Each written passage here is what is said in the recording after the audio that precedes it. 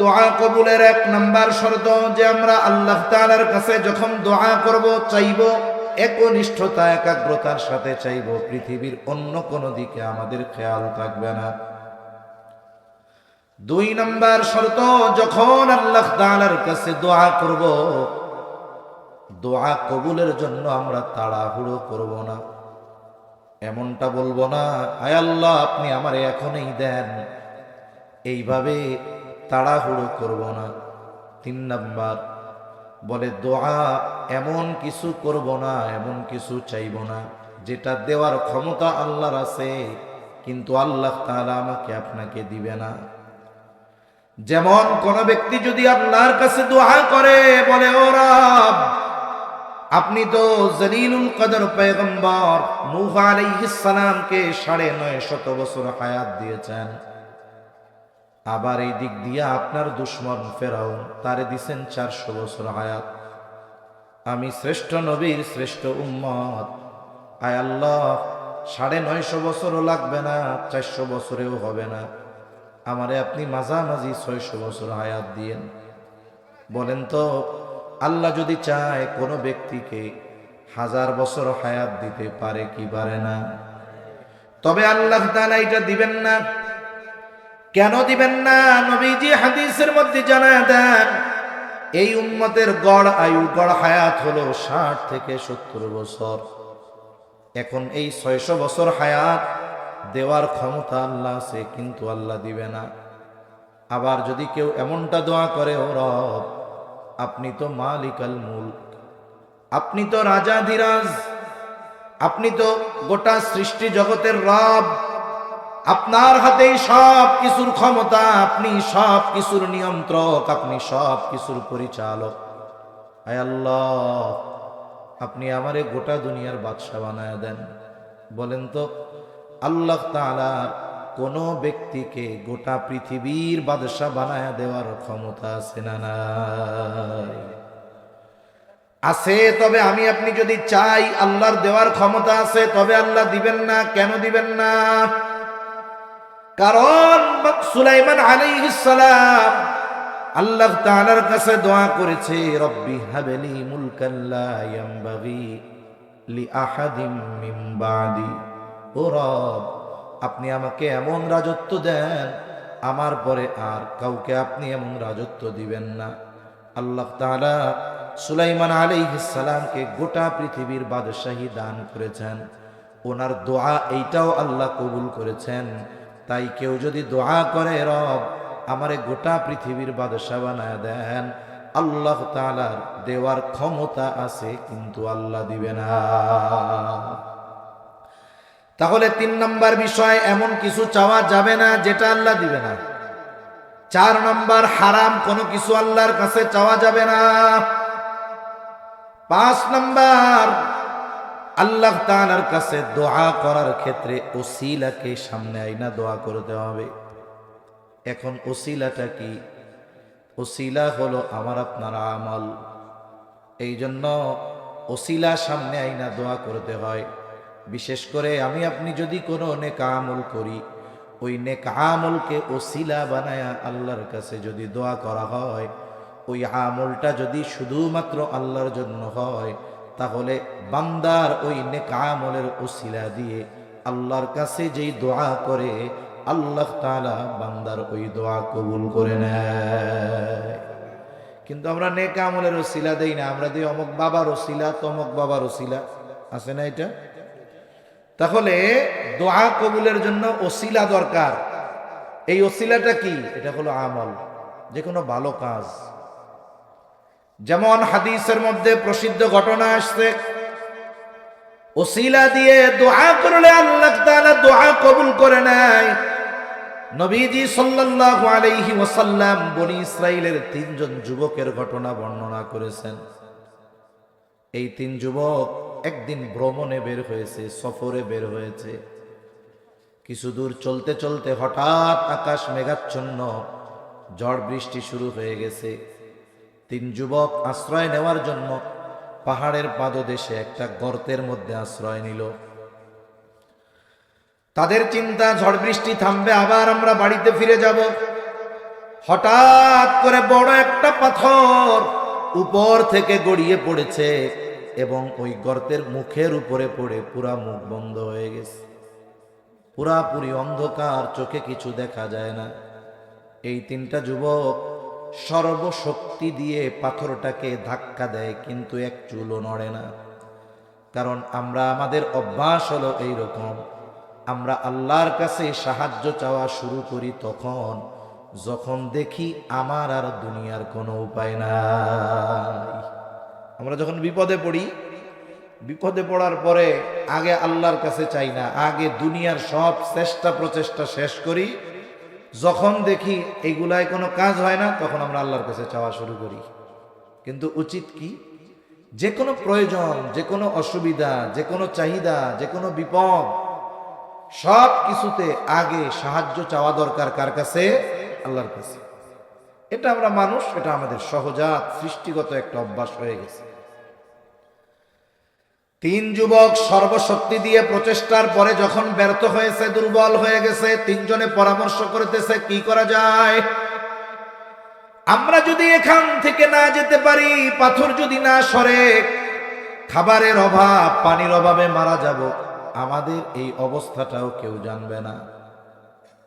তিনজন পরামর্শ করলো কি করা যায়।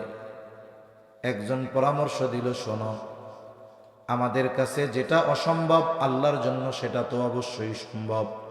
তাহলে আসো আমরা আমাদের জীবনের ওই নেক আমলগুলো দিয়ে আল্লাহর কাছে সাহায্য চাই, ওই নেক আমলগুলার ওসিলা দিয়ে আল্লাহর কাছে সাহায্য চাই, যেই নেক আমলগুলো, ভালো কাজগুলো আমরা একমাত্র আল্লাহর জন্য করেছি। তাহলে কার জীবনে কোন আমল আছে যেটা একমাত্র আল্লাহর জন্য, সেই উসিলা দিয়ে আল্লাহর কাছে দোয়া করো। এইবার প্রথম জন আল্লাহর কাছে দোয়া করতেছে যুবক, বলে, আল্লাহ, আমি একজন তরুণ যুবক, আমার একজন যুবতী সুন্দরী চাচাতো বোন ছিল, আমি তার প্রতি বড় আশেক ছিলাম। আমি গোপনে নিভৃতে তাকে কাছে পাওয়ার জন্য বড় আশা করতাম, কিন্তু কোনো সুযোগ আমি বাহির করতে পারতেছিলাম না। আমার ওই চাচাতো বোন বড় অভাবী ছিল, দরিদ্র ছিল। সে আমার কাছে তার প্রয়োজনে কিছু সম্পদ চাইল। আমি এটাকে আমার মনোবাসনা পূরণের সুযোগ মনে করলাম। তার এই দরিদ্রতার সুযোগ নিয়ে তাকে আমি শর্ত দিলাম যে তুমি যদি আমার সাথে গোপনে লিপ্ত হও তাইলে তোমারে দিব। অভাবে সে আমার শর্তটা মেনে নিল। আমি যখন এই শর্ত পূরণে তার কাছে গেলাম, একেবারে জেনার নিকটবর্তী অবস্থায়, এমত অবস্থায় আমার বোন আমাকে বলল, ভাই, তুমি যেটা করতেছো এই ব্যাপারে তুমি আল্লাহকে ভয় করো। আয় আল্লাহ, কেউ বাধা দেওয়ার ছিল না, দুনিয়ার কেউ দেখার ছিল না, কিন্তু আমার এই বোনের কথার পর আমি ওই জায়গা থেকে উঠে আসলাম শুধুমাত্র আপনার ভয়ে। ও রব, আমার এই গুনাহ থেকে ফিরে আসাটা শুধুমাত্র যদি আপনার জন্যই হয়। মুসিবতে পড়েছি মালিক, বিপদে পড়েছি, আপনি আমাদেরকে এই বিপদ থেকে উদ্ধার করেন। তাহলে প্রথম বিষয়, আমরা শুধু করলেই মনে করি যে এইটা নেক আমল, ভালো কাজ। আসলে অনেক সময় গুনার থেকে, পাপের থেকে বেঁচে থাকাটা এটাও নেক আমল। এই ব্যক্তির দোয়া কবুল হয়ে গেল। নবীজি সাল্লাল্লাহু আলাইহি ওয়াসাল্লাম বলেন, পাথরটা সামান্য একটু সরে গেল, কিন্তু বের হওয়ার মতো জায়গা হয় নাই। আলো বাতাস এখন ভেতরে ঢুকতেছে। এইবার দ্বিতীয় ব্যক্তি আল্লাহর কাছে দোয়া করে, বলে, আল্লাহ, আমি একজন ছাগলের রাখাল, আমার এক পাল ছাগল আছে, আমি দৈনিক ছাগল চরানোর জন্য মাঠে নিয়ে যাই। সন্ধ্যায় যখন ছাগল পাল নিয়ে বাড়িতে ফিরি, দুধ দহন করি। সর্বপ্রথম আমি আমার বৃদ্ধ মা বাবাকে দুধ পান করাই। আমার মা বাবাকে দুধ পান করানোর আগে আমি অন্য কাউকে দুধ পান করানো পছন্দ করি না। ঘটনাক্রমে একদিন আমার বাড়িতে ফিরতে অনেক রাত হয়ে গেল। গভীর রাত, আমি বাড়িতে ফিরে দুধ দহন করলাম। আমার অভ্যাস অনুযায়ী দুধের পেয়ালা, দুধের পাত্র নিয়ে আমি মা বাবার ঘরে গেলাম। গিয়ে দেখলাম আমার মা বাবা ঘুমায় গেছে। অপর দিক দিয়ে আমার সন্তানেরা ক্ষুধার তীব্রতায় ছটফট করে কান্না করে। হায় আল্লাহ, আমি আমার মা বাবাকে ঘুম থেকে জাগানোটাও পছন্দ করলাম না, আবার মা বাবার আগে সন্তান স্ত্রীকে দুধ পান করানোটাও পছন্দ করলাম না। আমি অপেক্ষা করলাম। আমার মা বাবা যখন জাগ্রত হলেন, আমি তাদেরকে দুধ পান করানোর পর আমার স্ত্রী সন্তানদেরকে দুধ পান করাইলাম। আয় আল্লাহ, আমার এই কাজটা যদি শুধুমাত্র আপনার জন্যই হয়, মুসিবতে পড়েছি, বিপদে পড়েছি মালিক, আপনি আমাদেরকে এই বিপদ থেকে উদ্ধার করেন। নবীজি সাল্লাল্লাহু আলাইহি ওয়াসাল্লাম বলেন, দোয়া কবুল হয়ে গেল। তাহলে কি বুঝলেন? এই জায়গায় বোঝা গেল, যেই সন্তানেরা মাতা পিতার খিদমত করে, মাতা পিতাকে অগ্রাধিকার দেয়, এদের দোয়া আল্লাহ কবুল করবে। এটা বড় একটা নেক আমল। এইবার দোয়া কবুল হয়ে গেল, পাথরটা আর একটু সরে গেল, কিন্তু এখনো বের হওয়ার জন্য যথেষ্ট জায়গা হয় নাই। এইবার তৃতীয় ব্যক্তি আল্লাহর কাছে দোয়া করে, বলে, ও রব, আমি আমার কাজের জন্য একদিন এক ব্যক্তিকে নিয়োগ দিলাম। সারাদিন কাজ করবার পর সে তার পারিশ্রমিক না নিয়ে চলে গেল। দীর্ঘদিন তার কোনো খোঁজ নাই। আমি তার এই পারিশ্রমিকের টাকা ফালায় রাখাটাও পছন্দ করলাম না। এটা দিয়ে ছোট একটা ছাগলের বাচ্চা কিনলাম। এক সময় ছাগলের বাচ্চাটা বড় হলো, ওই বাচ্চাটাও এক সময় বাচ্চা দিল। সময়ের সাথে সাথে এক পাল ছাগল হয়ে গেল। ছাগলের পরিমাণ এত বেশি যে আমার দ্বারা নিয়ন্ত্রণ করা সম্ভব হচ্ছিল না। আমি কয়েকটা ছাগল বিক্রয় করে একজন রাখাল এই ছাগল পালনের জন্য নিয়োগ দিলাম। বড় এক পাল ছাগল হয়ে গেল। দীর্ঘদিন পর ওই লোকটা এসে আমার কাছে বলে, ভাই, আল্লাহরে ভয় করো, আমি তোমার কাছে কিছু পারিশ্রমিক পাওনা ছিলাম, আমার পাওনাটা আমারে দিয়ে দাও। আমি রাখাল সহ ছাগলের ওই পাল দেখায় দিয়া বললাম, ও ভাই, ওই যে রাখাল সহ ছাগলের পাল, এটা হলো তোমার পারিশ্রমিক, নিয়ে যাও। লোকটা একেবারে ছাগল সহ রাখাল সহ সবগুলা নিয়ে গেল। আমাকে একটা ছাগলও দেয় নাই।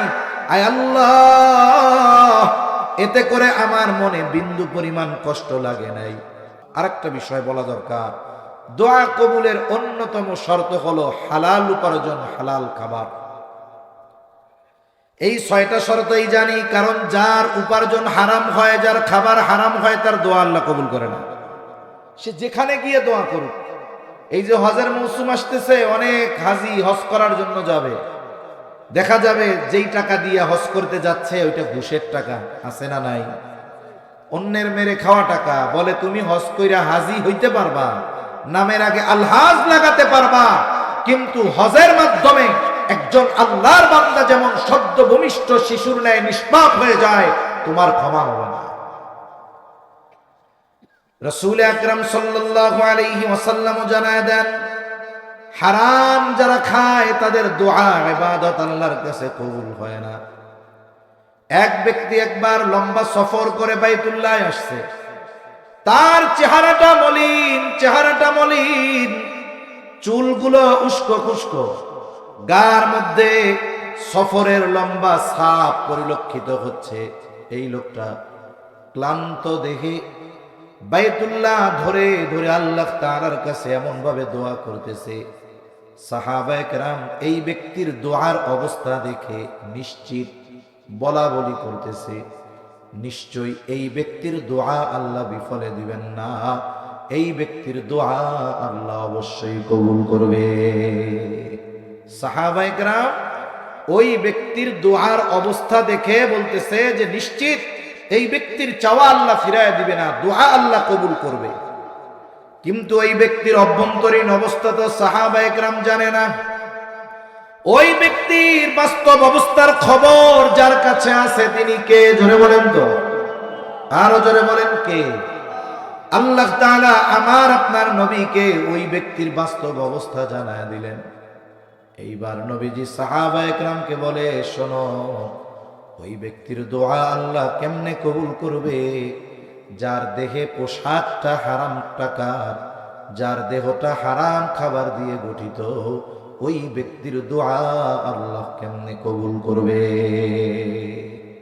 তাই মনে রাখতে হবে, আমি আপনি যদি হারামের সাথে জড়ায়া যাই, তাইলে ওই লাইলাতুল কদর বলেন, শবে বরাত বলেন, মক্কায় গিয়া মিনা মুজদালিফা আরাফা বলেন, কোন জায়গায় দোয়া কবুল হবে না। এই 6টা শর্ত মনে রাখবো। এখন দ্বিতীয় বিষয়, বান্দা যখন এই 6টা শর্তের আলোকে দোয়া করবে, বান্দার কোনো দোয়া বিফলে যায় না। সুবহানাল্লাহ বলেন। তবে বান্দা, আমরা তো নগদে চাই, কিন্তু আল্লাহ তাআলার কাছে যখন কোন বান্দা এই শর্তগুলো ঠিক রেখে দোয়া করে, আল্লাহ তাআলা ওই বান্দার দোয়া বিফলে দেন না, ওই বান্দার দোয়া আল্লাহ কবুল করেন। তবে হ্যাঁ, ওই ব্যক্তির দোয়াটার 4টা অবস্থা হয়। কয় অবস্থা? জোরে কন, আরো জোরে বলেন, কয়টা? তার মানে ওই 6 শর্ত ঠিক রেখে যদি আমরা দোয়া করি, অবশ্যই আমাদের দোয়া আল্লাহ কবুল করবেন। তবে হ্যাঁ, ওই দোয়ার কমপক্ষে 4টা অবস্থা হবে। হতাশ হওয়ার কোনো কারণ নাই।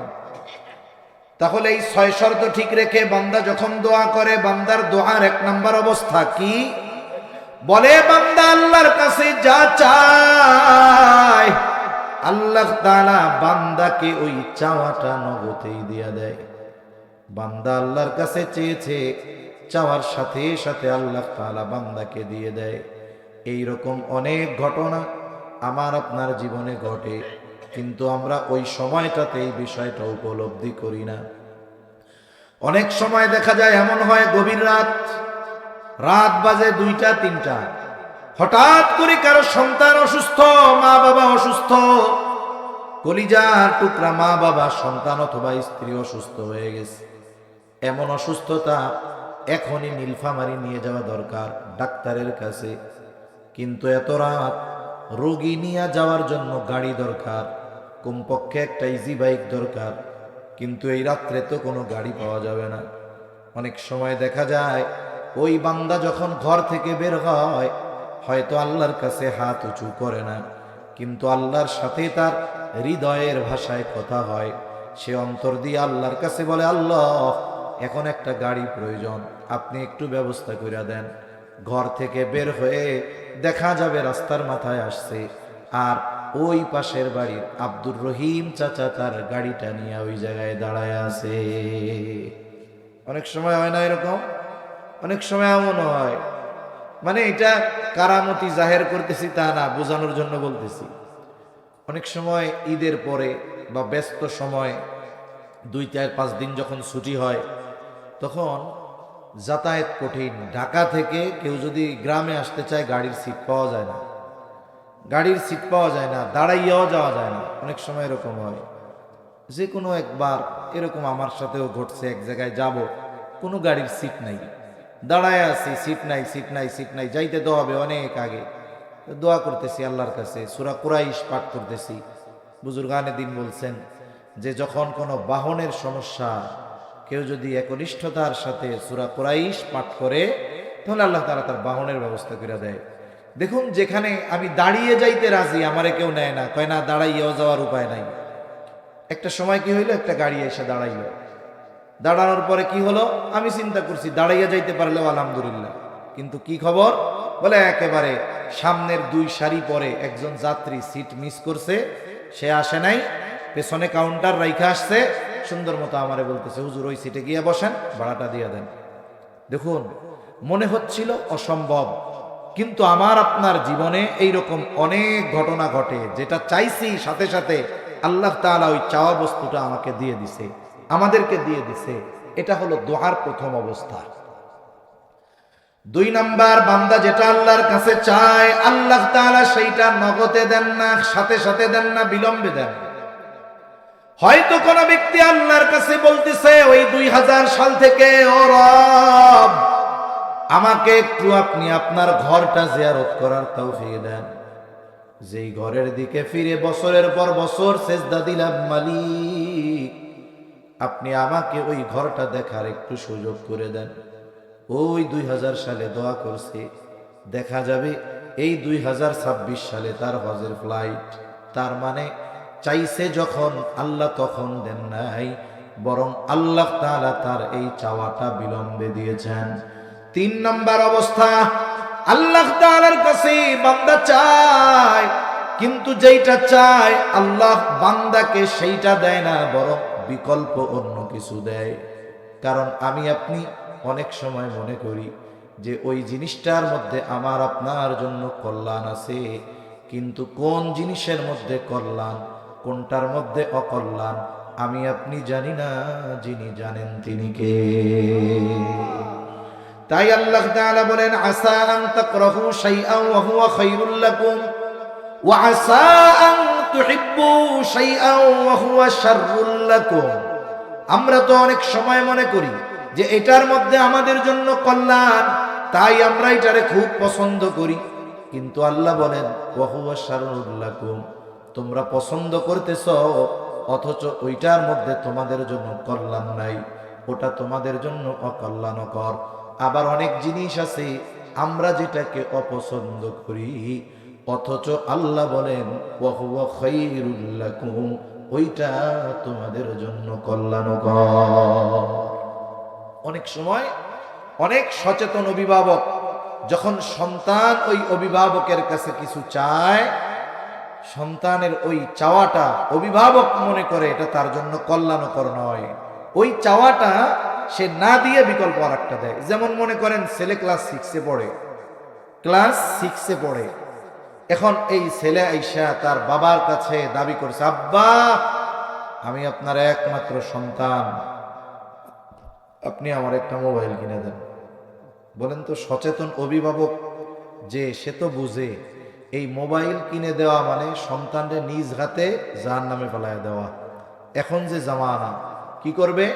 মোবাইল পাওয়ার পরে নেট ভরবে, পড়াশোনা বাদ দিয়ে রাতের বেলায় 3 রাস্তার মোড়ে আইসা কি জানি খেলে, পাবজি খেলবে, ফ্রি ফায়ার খেলবে। এরপরে কি করবে? বলে এরপরে ওই মোবাইলের মধ্যে ইন্টারন্যাশনাল জুয়া খেলবে। সময়ের সাথে সাথে সন্তান শেষ। সচেতন অভিভাবক কি করে? আরে বাবা মোবাইল এটাও তো প্রয়োজন, তবে এখন না, তাহলে তোমার এখন অন্য আরেকটা জিনিস প্রয়োজন। তুমি তো লম্বা পথ হেঁটে হেঁটে স্কুলে যাও, মাঝে মধ্যে ভ্যান পাওয়া যায় না, ইজি বাইক পাওয়া যায় না, তো তুমি এক কাজ করো, তোমারে আমি একটা সাইকেল কিনে দেই। এই যে দেখেন, চাইছে মোবাইল কিন্তু দিল কি?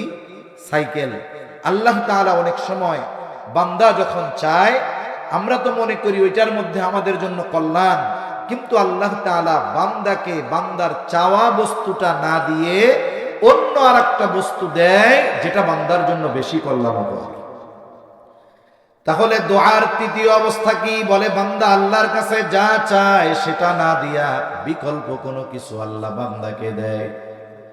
4 নম্বর, বলে বান্দা যখন আল্লাহর কাছে চায়, ওই চাওয়া বস্তুটা আল্লাহ নগদে দেয় না, বিকল্প দেয় না, বিলম্বেও দেয় না, এক কথায় দুনিয়ায় দেয় না, বরং বান্দার ওই চাওয়া বস্তুটার প্রতিদান আল্লাহ তাআলা কিয়ামতে দেওয়ার জন্য রেখে দেয়। তাফসীরের মধ্যে আসছে কিয়ামতের দিন আমাদের হাতে আমাদের আমলনামা দেওয়া হবে। কিয়ামতের দিন আমাকে আপনাকে আমার আপনার আমলনামা দেওয়া হবে।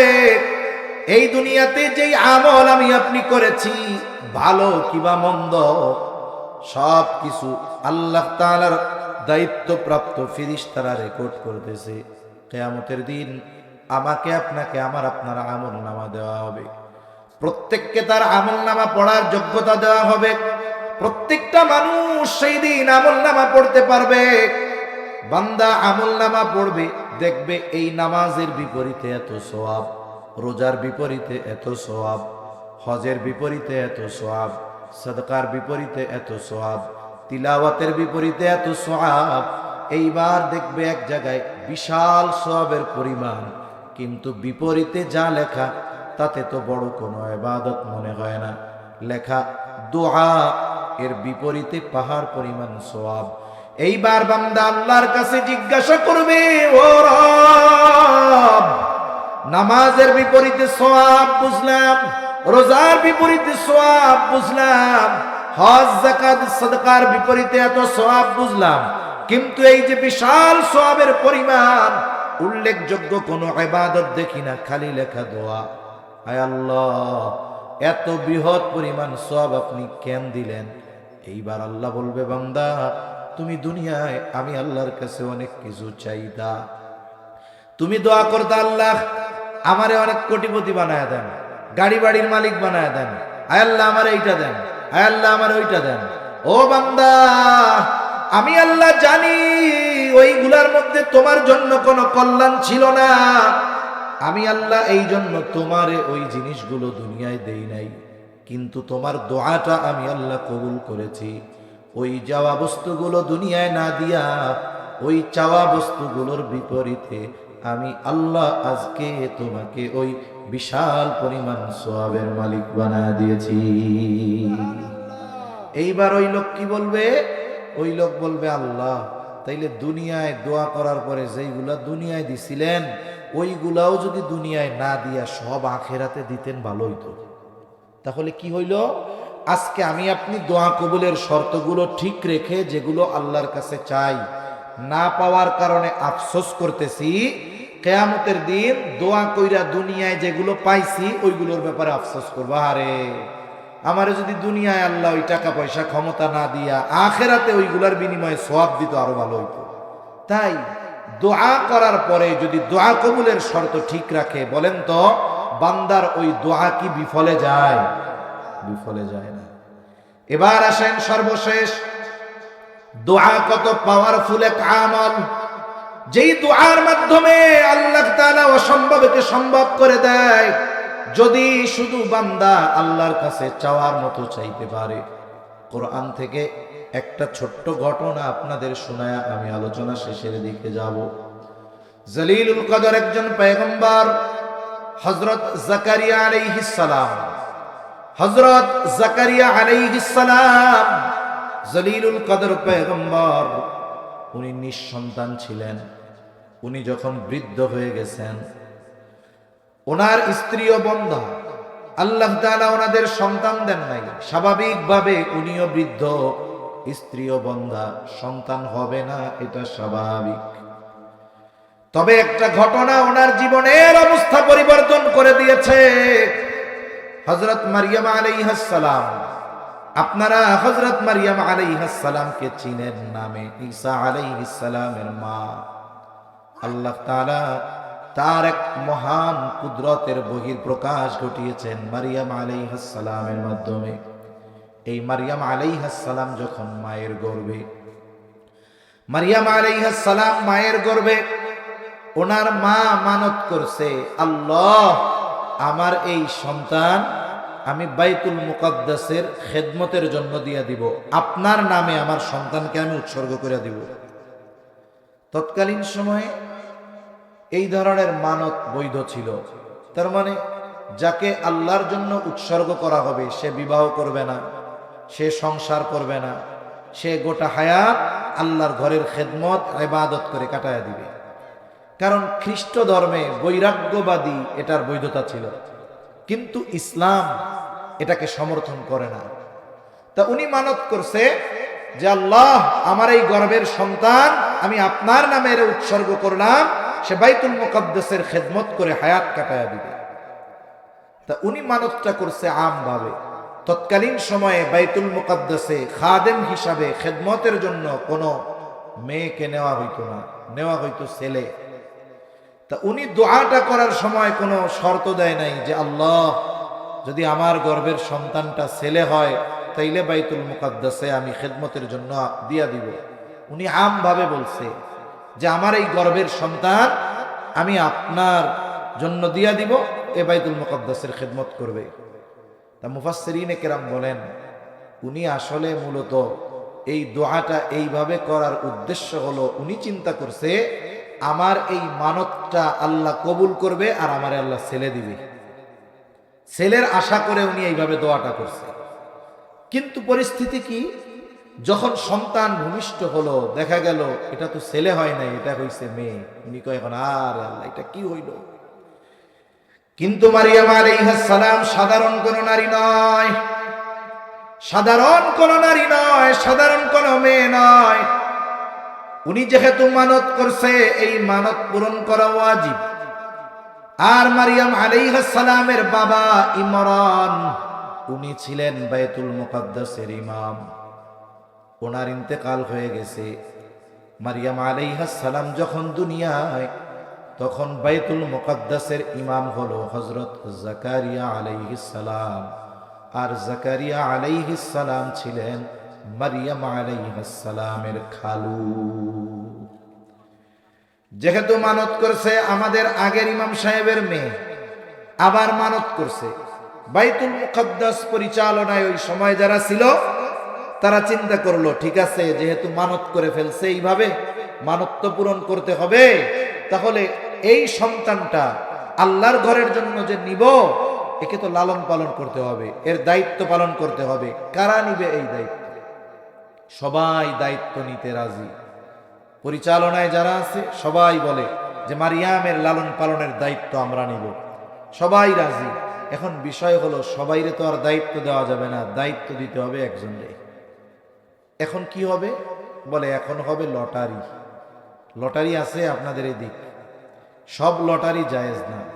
সব লটারি কি না? জায়েজ না। এখন তো আগে এক সময় ঢাকায় দেখতাম বিভিন্ন জায়গায় মাইক্রো দাঁড় করায় বিক্রি করতো।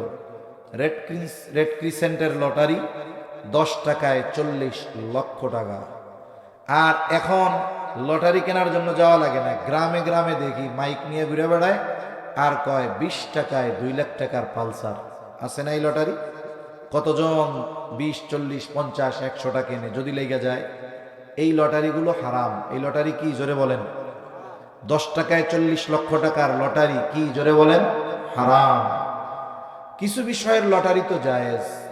যেমন নবীজি সাল্লাল্লাহু আলাইহি ওয়াসাল্লাম যখন সফরে যাইতেন, যাওয়ার সময় প্রত্যেক সফরে এক একজন বিবি সাথে নিয়ে যাইতেন।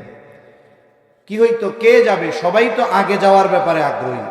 এখন লটারি হইতো, যার নাম উঠতো নবীজির সাথে সে সফরে যাইতেন।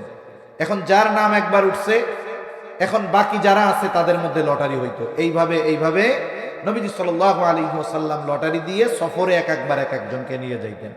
গ্রাম অঞ্চলে অনেকে সমিতি করে লটারি করে। কিছু লটারি বৈধ আছে। যেমন লটারি কি, যে 50 জন আছে, 50 জনের কাজ কি, বলে আমরা প্রতি সপ্তাহে 1,000 টাকা করে দিব। 50 জন এক সপ্তাহ পর 1000 করে দিছে, হইছে কত? 50,000। এখন এই 50,000 টাকা যে কোনো একজনকে দেওয়া হবে একসাথে, তাইলে কিছু কাজ সে করতে পারবে। আর এইটা প্রতি সপ্তাহে সপ্তাহে পুরো 1 বছর ধরে সে পরিশোধ করবে। এখন লটারিতে দেওয়া হয়েছে, নাম উঠছে, এইবার ওনারে 50,000 দেওয়া হইল। আবার আগামী সপ্তাহে দেওয়া হলো, যার নাম আর একবার উঠছে লটারির মধ্যে তার নাম থাকবে না, সে টাকা দিবে। আবার আগামী সপ্তাহে একজনকে দেওয়া হইল। এই যে এইভাবে যে লটারিগুলো করা হয়, যেই লটারিতে কারো ক্ষতির সম্ভাবনা নাই, কারণ এই লটারিতে কারো ক্ষতির নাই, উনিও 50,000 পাবে আগে পরে, তাহলে এই ধরনের লটারি দেওয়া যায়। এতে অনেক উপকারও হয়। অনেক মানুষ দেখছি এমনও হয়েছে, এই ধরনের লটারিতে অংশ নিয়ে 50-60 টাকা দিয়ে একটা ভ্যান কিনছে, দেখা গেছে 1 বছরের মধ্যে লটারির টাকাও পরিশোধ হয়েছে, ভ্যানটা তার একটা সম্পদ হয়ে গেছে। তা লটারি হচ্ছে, কে মারিয়ামের দায়িত্ব নিবে? প্রথমবার লটারি হলো, নাম উঠছে হযরত জাকারিয়া আলাইহিস সালামের। সবাই বলে উনি তো ওনার খালু, তাইলে আরেকবার লটারি দেওয়া হোক। দ্বিতীয়বার লটারি দেওয়া হলো, এইবারও নাম জাকারিয়া আলাইহিস সালাম। সবাই বলে তাইলে তিনবার তৃতীয়বার হোক। আবার লটারি দেওয়া হলো, তৃতীয়বারও নাম উঠলো জাকারিয়া আলাইহিস সালামের। তার মানে আল্লাহ তাআলাই চান মারিয়াম তার খালার ঘরে, তার খালুর তত্ত্বাবধানে বড় হোক। এইবার মারিয়াম আলাইহিস সালাম খালার ঘরে তিনি বড় হলেন। এইবার জাকারিয়া আলাইহিস সালাম তার জন্য মসজিদের পাশে একটা ঘর নির্মাণ করলেন। উনি দিনের বেলায় ওই জায়গায় ইবাদত বন্দেগী করতেন, আর রাতের বেলায় খালার কাছে তিনি অবস্থান করতেন। একটা সময় তিনি প্রাপ্তবয়স্কা হয়ে গেলেন, বালেগা হয়ে গেলেন। একটা জায়গায় গিয়ে তিনি পর্দা দিয়ে পবিত্রতার গোসল করবেন। এমত অবস্থায় হঠাৎ করে একজন সুদর্শন যুবক মারিয়াম আলাইহিস সালামের সামনে হাজির। চেহারাটা সুন্দর, চেহারার মধ্যে খোদাভীতির ছাপ বোঝা যায়। মারিয়াম আলাইহিস সালাম পুতা পবিত্র একজন নারী। তিনি ভীত সন্ত্রস্ত হয়ে গেলেন। এইবার ওই আগন্তুক যুবককে উদ্দেশ্য করে তিনি বললেন, ক্বালাত ইন্নী আউযু বিররহমানি মিনকা ইন কুনতা তাকিয়া। তুমি যদি মুত্তাকি হও, তোমার ব্যাপারে আমি রবের কাছে আশ্রয় প্রার্থনা করতেছি। আসলে উনি ছিলেন জিবরাইল আলাইহিস সালাম। আল্লাহ তাআলা ওনাকে এরকম সুদর্শন যুবকের আকৃতিতে পাঠায়া দিয়েছেন। এবার জিবরাইল আলাইহিস সালাম নিজের পরিচয় প্রদান করলেন। ক্বালা ইন্নামা আনা রাসূলু রাব্বিকি লিআহাবা লাকি গুলামান যাকিয়া।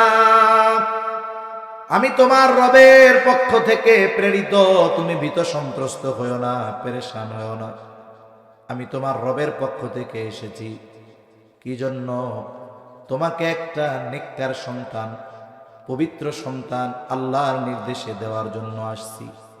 মারিয়াম আলাইহিস সালাম অবাক হয়ে বলেন, কি বলো এটা? লাম ইয়ামসাসনি বাশারু ওয়া লাম আকু বাগিয়া। আরে আমারই কোনো পুরুষ স্পর্শ করে নাই, আমি কোনো ব্যভিচারিণীও নই, আমার সন্তান হবে কেন? জিবরাইল আলাইহিস সালাম বলে, ক্বালা কাযালিকি ক্বালা রাব্বুকি হুয়া আলাইয়া হাইয়্যুন। জিবরাইল আলাইহিস সালাম বলে, তোমার রব যেভাবে চায় সেভাবে হবে। আর তোমার রবের জন্য এটা অতি সহজ একটা কাজ, অতি সহজ একটা কাজ। তাফসীরে আসছে, এইবার জিবরাইল আলাইহিস সালাম মারিয়াম আলাইহিস সালামের বুকে একটা ফু দিলেন। এই ফুর দ্বারা কি হলো? হযরত ঈসা আলাইহিস সালামের রূহ মারিয়াম আলাইহিস সালামের গর্ভে চলে গেল। এইবার তিনি সন্তান সম্ভবা। স্বাভাবিকভাবে অতীত থেকেই এই নিজাম, এই নিয়ম, যখন কোন নারী সন্তান সম্ভবা হয়, ডাক্তার কি বলে যে তাকে ভালো মন্দ খাওয়াবেন। আর আগের মুরব্বীরাও কইতো, এই তুমি কিন্তু বাপ হইতেছো, এখন তোমার আহলিয়ারে, তোমার স্ত্রীকে ভালো মন্দ খাওয়াইবা। মারিয়াম আলাইহিস সালাম তো সন্তান সম্ভবা, এটা দুনিয়ার কেউ জানে না। একমাত্র জানে কে? জোরে বলেন না, কে জানে? আল্লাহ জানে। এটা তাকবীর দেন তো, নারায়ে তাকবীর। আরো জোরে বলেন, নারায়ে তাকবীর।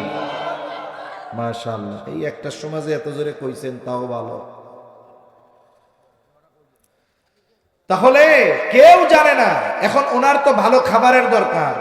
ওনার গর্ভকালীন সময় কেমন ছিল? তাফসীরের মধ্যে আসছে যে দেখেন, দুনিয়াতে যখন কোন নারী সন্তান সম্ভবা হয়, সন্তান ভূমিষ্ঠ হওয়ার সময় যত নিকটবর্তী হয়, আর ওই নারীর শারীরিক গঠনের মধ্যে তত পরিবর্তন পরিলক্ষিত হয়। কিন্তু মারিয়াম আলাইহিস সালাম যতক্ষণ ঈসা আলাইহিস সালাম দুনিয়ায় ভূমিষ্ঠ হন নাই, আর তিনি নিজ কোলে ঈসা আলাইহিস সালামকে নিয়ে নিজের সম্প্রদায়ের কাছে না আসছেন, ততক্ষণ পর্যন্ত ওনার গর্ভে যে সন্তান, এটা দুনিয়ার কেউ জানতে পারে নাই, বুঝতে পারে নাই। অথচ প্রত্যেক দিন রাতে উনি খালার কাছে চলে গেছেন সন্ধ্যায়, ওনার খালাও বুঝতে পারে না। তাহলে ওনার ভালো খাবারের প্রয়োজন, কে খাওয়াবে? দুনিয়ার কেউ তো জানে না। ওনার এই গর্ভকালীন সময়ে ভালো মন্দ খাবারের ব্যবস্থা যিনি করছেন, তিনি কে? আরো জোরে বলেন নাকি? জাকারিয়া আলাইহিস সালাম ওই যে দৈনিক দিনের বেলায় আয়েশা খোঁজ নিতেন কিছু প্রয়োজন আছে কিনা। জাকারিয়া আলাইহিস সালাম মারিয়াম আলাইহিস সালামের ঘরে আসছেন। আয়েশা দেখেন, কিরে, হরেক রকমের ফলমূল, হরেক রকমের খাবার দাবার। জিজ্ঞাসা করেন, ক্বালা ইয়া মারইয়ামু আন্না লাকি হাযা। যেই ফলমূল খাবার দাবার মারিয়াম আলাইহিস সালামের ঘরে দেখা যায়, এই খাবারগুলো এখন দুনিয়ায় নাই, ফলগুলো গাছে নাই, বাজারে নাই। অথচ মারিয়ামের সামনে একেবারে তরুতাজা গাছ পাকা ফল মূলে ভরপুর। মারিয়াম আলাইহিস সালামকে তিনি জিজ্ঞাসা করলেন, ইয়া মারিয়াম আন্না লাকি হাদা, হে মারিয়াম এইগুলো তুমি কোথায় পাইলা, কোথার থেকে আসছে, কে দিল তোমারে? মারিয়াম আলাইহিস সালামের সহজ আর সোজা জবাব, ক্বালাত হুয়া মিন ইনদিল্লাহ, এই হরেক রকমের অমৌসুমী ফলমূল যার পক্ষ থেকে আসছে তিনি কে? বলেন তো আল্লাহর জন্য এটা অসম্ভব? জোরে বলেন না, আল্লাহর জন্য অসম্ভব গোটা পৃথিবীর কোনো জায়গায় নাই। আল্লাহ যদি চায় ওই বস্তুটা বান্দাকে খাওয়াবে, ওই ফলটা বান্দাকে খাওয়াবে, পৃথিবীর কোথাও থাকা লাগবে না, আল্লাহ খাওয়াইতে পারে কি পারে না? এ বিশ্বাস আমাদের সবার আছে না নাই? আছে। তবে সমস্যাও আছে। যদি এমনটা হইতো, এমন কোন খাবার আপনার সামনে আছে বা আমার সামনে আছে বা অন্য কারো কাছে আছে, কিন্তু পৃথিবীর কোথাও নাই, ওরে জিজ্ঞাসা করা হইল তুমি পাইছো কোথায়? ও কইল আমারে আল্লাহ দিছে। আমরা কি করতাম জানেন? বলতাম আল্লাহ দিছে বুঝলাম, তুই পাইলি কই আগে এটা গো? ও তো বলছে যে আমাকে দিছে কে? জোরে বলেন না, কে? আল্লাহ। কিন্তু আমরা তারপরেও জিজ্ঞাসা করতাম আল্লাহ দিছে বুঝলাম, কিন্তু তুই পাইছস কোথায়? তার মানে আমাদের ইয়াকিন, আমাদের ঈমান ওই পরিমাণ পাওয়ারফুল নয় যে আমরা আল্লাহ দিছে এটা বিশ্বাস করব যে সরাসরি আসমান থেকে আল্লাহ বান্দাকে দিতে পারে। এই বিশ্বাস, এই ইয়াকিন আমাদের মধ্যে নাই। কিন্তু পয়গম্বর আলাইহিস সালামের কাছে এই বিষয়টা ছিল সাধারণ বিষয়। আমাদের কাছে অসম্ভব মনে হয়, কিন্তু পয়গম্বর আলাইহিস সালামের ঈমান হলো এরকম, যখন মারিয়াম আলাইহিস সালাম বলছে ক্বালাত হুয়া মিন ইনদিল্লাহ, এগুলো আল্লাহর পক্ষ থেকে আসছে, উনি জিজ্ঞাসা করে নাই আল্লাহর পক্ষ থেকে আসলো, দিয়ে গেছে কে তোমারে, এটা বলে নাই। ওনার দিলের মধ্যে তখন এই চিন্তা চলে আসছে, আহারে যেই রব, যেই মালিক এই বদ্ধ ঘরে মারিয়ামকে আসমান হতে সরাসরি গাছ পাকা তরুতাজা ফল খাওয়াইতে পারে, ওই মালিক, আমি যদিও বৃদ্ধ, আমার স্ত্রী যদিও বন্ধা, ওই মালিক যদি চায় তাইলে আমাকে এই বার্ধক্যে সন্তান দিতে পারে। এইবার জাকারিয়া আলাইহিস সালাম আল্লাহর কাছে দোয়া শুরু করছে। অনেক সময় এমন হয় আল্লাহ তাআলার অনেক নিদর্শন, অনেক কুদরত দেখার পর আমাদের মনের অবস্থার মধ্যে পরিবর্তন আসে। এই যে আল্লাহর নিদর্শন দেখে পরিবর্তন আসলো, এই টাইমটা বান্দা যদি দোয়া করে দোয়া কবুল হওয়ার সম্ভাবনা থাকে। মারিয়ামার কাছে দোয়া করে, হুনালিকা দাআ জাকারিয়া রাব্বাহ ক্বালা রাব্বি হাবলি মিন লাদুনকা যুররিয়াতান তাইয়্যিবা ইন্নাকা সামিউদ দুআ।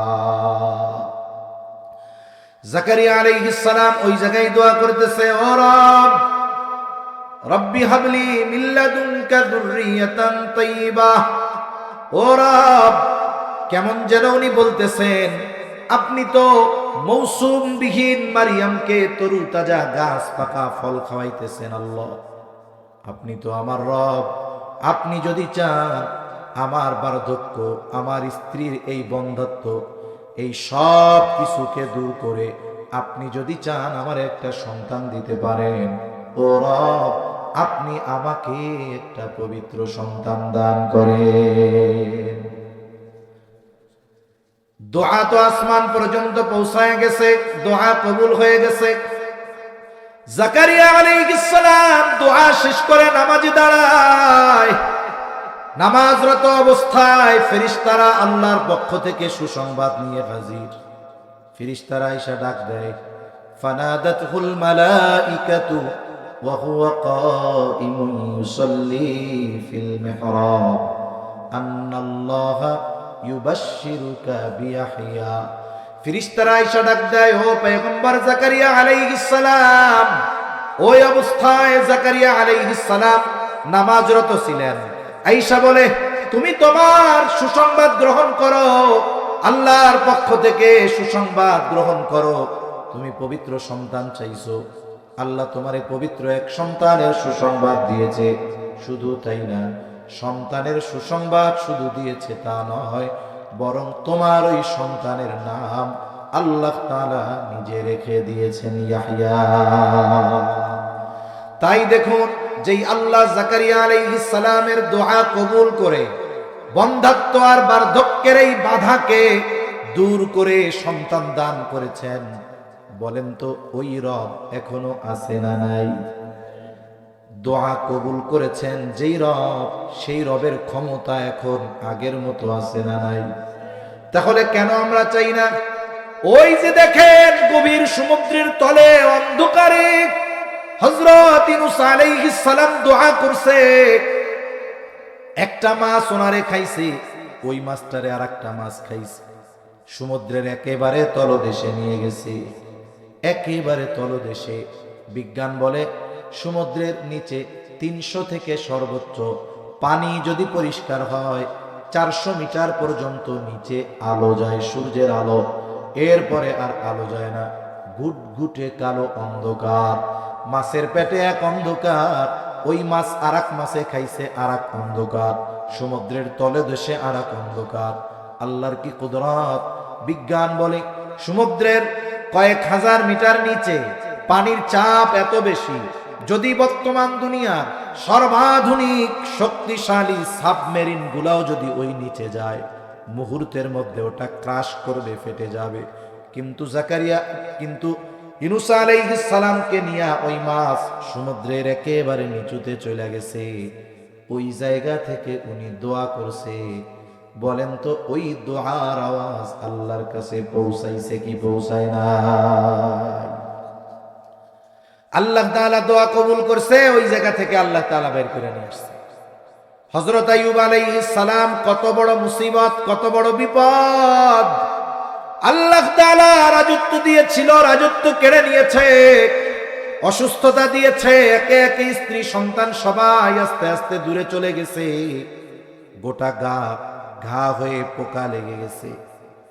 আল্লাহ তাআলার কাছে ওই সময়টাতেও হতাশ হয় নাই, দোয়া করেছে, ও আইয়ুবা ইদ নাদা রাব্বাহু আন্নী মাসসানিয়াদ দুররু ওয়া আনতা আরহামুর রাহিমিন। ওই মুসিবতে পড়ছে, আল্লাহর কাছে দোয়া করছে, আল্লাহ দোয়া কবুল করছে। আল্লাহ তাআলা আইয়ুব আলাইহিস সালামকে সুস্থতা দিয়েছে, রাজত্ব ফিরায় দিয়েছে। তাহলে বোঝা গেল মুসিবত যত হোক না কেন, বিপদ যত হোক না কেন, অসুস্থতা যত হোক না কেন, বলেন তো আমরা যদি চাওয়ার মতো আল্লাহর কাছে চাইতে পারি, সব প্রয়োজন মেটানোর ক্ষমতা যার আছে তিনি কে? আমার এক আত্মীয়র ঘটনা বলে শেষ করি। আজকে যেই ভাইয়ের বাসায় খাওয়া দাওয়া করলাম, থাকলাম, উনি নিজে থাকছে 22 বছর সৌদি আরব। ওনার বড় ভাই ওইখানেই মারা গেছে অ্যাক্সিডেন্ট করে, ওই জায়গায় কবর হয়েছে মক্কায়। আমার এক আত্মীয় ছিলেন, উনিও হায়াতের বড় একটা অংশ বাইতুল্লাহ কাটাইছেন, উনি মারা গেছে। একটা সময় ওনার স্বাস্থ্য বাড়ছে, ওনার ডায়াবেটিস হয়েছে, এত হাই ডায়াবেটিস, উনি না খাইলেও 20-25-এর উপরে। ডাক্তাররা তো ওনার জীবনটাকে দুর্বিষহ বানায় ফেলছে, যে আপনার এই করতে হবে, এই করতে হবে। সারা জীবন উনি হারামের এরিয়ার মধ্যে থাকছেন। তা উনি বলতেছে যে একদিন একেবারে মনটা খুব খারাপ, যে এরকম অবস্থা। তা উনি বাইতুল্লাহ গিয়া, কিছু সময় আছে যে মানুষজনের ভিড় কম থাকে, যেমন খুব দুপুরবেলা যখন হয়, সূর্য একেবারে মাথার উপরে যখন থাকে, ওই সময় মানুষজন কম থাকে, কারণ গরমের তীব্রতা। নিচে যদিও গরম হয় না, ওই জায়গার পাথরগুলো এমন পাথর, যত রোদ হোক না কেন ওইটা ঠান্ডা থাকবে, কিন্তু মাথার উপরের গরম তো আছে। তা উনি একেবারে এই কষ্টের সময় গিয়া একেবারে গেলাপ ধরে ধরে আল্লাহর কাছে কান্না করে, আল্লাহ রোগ দেওয়ার মালিক আপনি, সুস্থতার মালিক আপনি, আল্লাহ আমার তো এই রোগ হইছে, আপনি তো যেগুলো হালাল করছেন এই বিষয়গুলো ডাক্তার আমারে হারাম করে দিতেছে। একেবারে এইভাবে উনি কান্নাকাটি করছেন কয়েকদিন। বলে আপনি আল্লাহ যা হালাল করছেন, হায়াত আপনি রাখছেন, আপনি যা হালাল করছেন আমি তা খাবো, আমি বাদ দিতে পারবো না, আপনি সুস্থতা আমাকে দান করেন। এই যে দোয়াটা করছে, লোকটাও ভালো বুজুর্গ মানুষ, যদিও জেনারেল শিক্ষিত, তার দোয়া আল্লাহ কবুল করছে। এর কিছুদিন পর উনি দেশে আসছে। ওই যে ওনার ডায়াবেটিস স্বাভাবিক হয়েছে, আর মরা পর্যন্ত আলহামদুলিল্লাহ সমস্যা হয় নাই। এই যে দেখেন, মানুষের জীবনে চাওয়ার মতো চাওয়া যদি আল্লাহর কাছে চাওয়া যায়, তাহলে কি হয়? বড় বড় সমস্যা দুনিয়ার মানুষ যেটা বলবে অসম্ভব, আল্লাহ তাআলা সেটাকে সম্ভব করে দিবে। এরকম দম্পতি স্বামী স্ত্রী আমার জানা আছে, 4টা দেশে চিকিৎসা করছে। প্রথম বাংলাদেশে, সন্তান হয় না, বাংলাদেশে ট্রিটমেন্ট করছে। চিন্তা করছে বাংলাদেশের চিকিৎসার কি অবস্থা, ওই সময় ইন্ডিয়া গেছে। ইন্ডিয়া গিয়ে রিপোর্টগুলো দেখাইছে, ওইখানেও টেস্ট দিছে। বাংলাদেশের টেস্ট আর ইন্ডিয়ার টেস্ট এটা সমানে সমান। তার মানে কি, বাংলাদেশে ট্রিটমেন্ট করছে, এটা ঠিক হয়েছে। ইন্ডিয়া গেছে, হবে না। বাংলাদেশ থেকে বলছে হবে না, ইন্ডিয়া হবে না। এরপরে সম্ভবত থাইল্যান্ড না কোন জায়গায় গেছে, ওই জায়গায় একই কথা। আর এক দেশে গেছে, একই কথা, যে আপনাদের হবে না। এখন কি হবে? মহিলা মানুষ যে দিল নরম, তো স্বামীরে বলে, দুনিয়ায় তো বহুত খরচ করলাম, এখন টাকা পয়সা যা আছে, আমার কিছু স্বর্ণ আছে, এগুলো বিক্রি করেন, আর আপনার কিছু জমি টমি বিক্রি করে চলেন, আমরা একটু হজ করতে যাই, একটু আল্লাহর কাছে বলি, দুনিয়ার চেষ্টা প্রচেষ্টা তো কম করলাম না। বিশ্বাস করেন, স্বামী স্ত্রী দুইজনে চলে গেছে হজে। একেবারে দিল খুইলা আল্লাহ তাআলার কাছে দোয়া করছে, চাইছে, চাওয়ার মতো চাওয়া হইছে। হজ থেকে ফিরে আসছে 1 বছরের মাথায় আল্লাহ সুবহানাহু ওয়া তাআলা তাদের কোল জুড়িয়ে চক্ষু শীতলকারী সন্তান আল্লাহ তাআলা তাদের দান করছে। তাহলে বিষয়টা কেমন হলো? আমরা অনেক সময় বয়ান শুনে, ঘটনা শুনে মনে করি এই ধরনের দোয়া কবুল মনে হয় 3000 বছর আগে হইতো, এই জামানায় আর হবে না।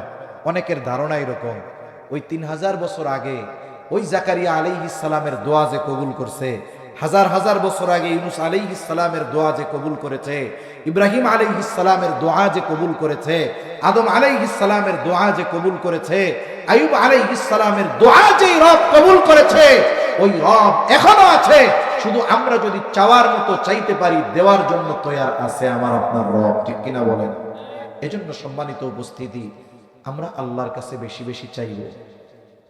আমরা আল্লাহর কাছে চাইব, গুনাহমুক্ত হব, আল্লাহর ইবাদত করব। আর যদি ওই শর্তগুলো ঠিক রেখে আল্লাহর কাছে চাইতে পারি, তাহলে আমার আপনার চাওয়া বিফলে যাবে না, বরং আমার আপনার দোয়া আল্লাহ অবশ্যই কবুল করবেনই। তাই আল্লাহ তাআলা যত প্রয়োজনীয়তা, যত অসুবিধা, সব কিছু আল্লাহ তাআলার কাছে চাওয়ার, আল্লাহ তাআলার পক্ষ থেকে সব কিছুর সমাধান পাওয়ার মতো মন, বেশি বেশি দোয়া চাওয়ার মতো মন, অবস্থা আল্লাহ তাআলা আমাদের দান করেন। সকলে জবান খুলে বলি আমিন। কারণ আমি আপনি যখন আল্লাহর কাছে নীরবে নিভৃতে চাইব, তখন আল্লাহর সাথে আমার আপনার একটা সম্পর্ক তৈরি হবে। দেখবেন জীবনের অনেক কঠিন জিনিস এই দোয়ার মাধ্যমে আল্লাহ তাআলা সহজ করে দিবে। আল্লাহ তাআলা আমাদের সকলকে কথাগুলো বুঝবার তৌফিক দান করেন। সকলে বলি আমিন। ওয়া আখিরু দাওয়ানা আনিল হামদুলিল্লাহি রাব্বিল আলামিন। আসসালামু আলাইকুম ওয়া রাহমাতুল্লাহি ওয়া বারাকাতুহু।